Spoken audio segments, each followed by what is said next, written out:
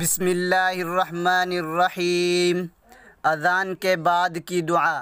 حضرت جابر بن عبداللہ رضی اللہ عنہ سے روایت ہے کہ رسول اللہ صلی اللہ علیہ وسلم نے فرمایا، جو آدمی اذان سنے اور اذان کے اختتام پر یہ کہے اللہم رب هذه الدعوة التامة والصلاة القائمة آت محمدا الوسيلة والفضيلة وابعثه مقاما محمودا الذي وعدته، تو قیامت کے دن اس کے لیے میری شفاعت واجب ہے۔